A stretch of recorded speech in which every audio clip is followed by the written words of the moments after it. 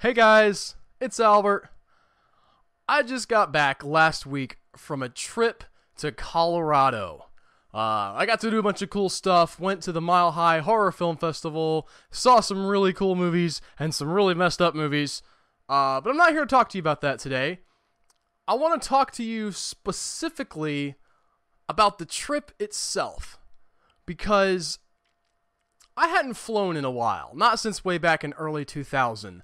And I got on this plane to fly to Colorado. I met Tony Southcott for the first time. I saw all these movies. But on the plane, especially flying out there, having not been on the plane for a long time, it was a weird experience for me. Because, you take off, right? And there's that first initial, like, oh, I hope the plane doesn't fall out of the sky kind of reaction. Maybe y'all don't have that, but, I think that the normal reaction, even if you're not terribly terrified, is just sort of a little bit nervousness. You're going up, and you're going up, and you're going up. And then you get so high up that the world is kind of receded into just tiny little details way underneath of you, if you can see them through the clouds. You'll look down, and you'll see just, like, giant chunks of farmland that are little like a checkerboard, and houses that look like little Monopoly pieces and stuff, and you're just you're so far above this stuff. And it got me to thinking about a sense of scale, because when you get that high up, at least for me, I had this thought. I looked down and there was a baseball diamond way down underneath the plane, midway through the flight, and I looked down at that baseball diamond and I thought, there could be a kid down there playing baseball on that baseball diamond, and he could look up and see the plane that I'm in, and I can look down and see the baseball diamond that he's on, and that could be the only connection that me and that kid ever have. He probably never see this video. He'll probably never meet me in real life. Like, just millions of people that we just flew over.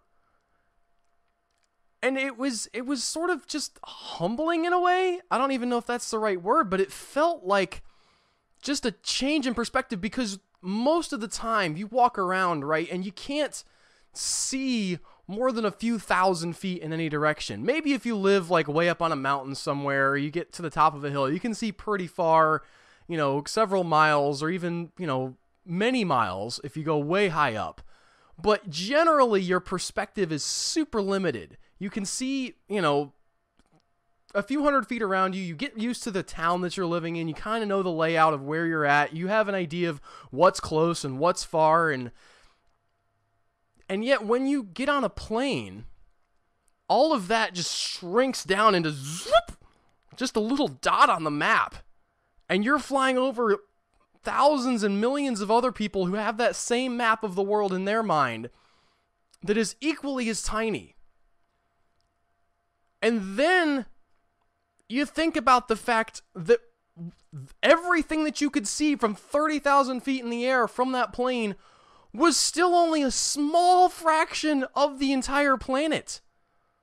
Like, the distance I traveled from Florida to Colorado, while it was many thousands of miles, I was still only able to see a minor percentage. If the air had been clear and if I had looked at everything that I could see from that plane, from that vantage point, I still wouldn't have seen anywhere close to the entirety of the world.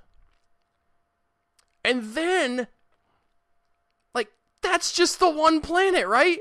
Like, we live in this one planet that we're never going to see all of, in a solar system that's like millions of miles across, that we might possibly send a few people to another planet at some point.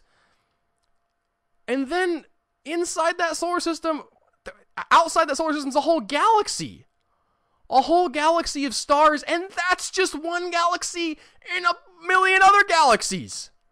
And you can look up and see one of those galaxies.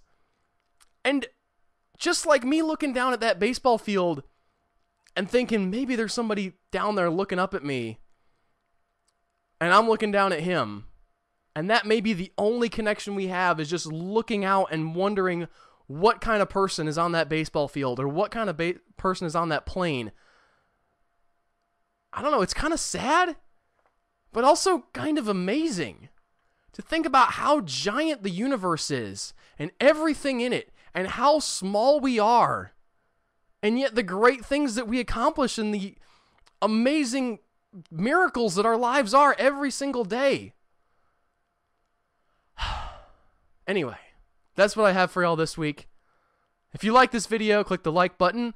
Subscribe if you want to see more like it, and leave a comment and contact me. Don't be that kid who's never going to contact me from that baseball field. Leave a comment, let me know what you thought, and I'll see you next week with something else.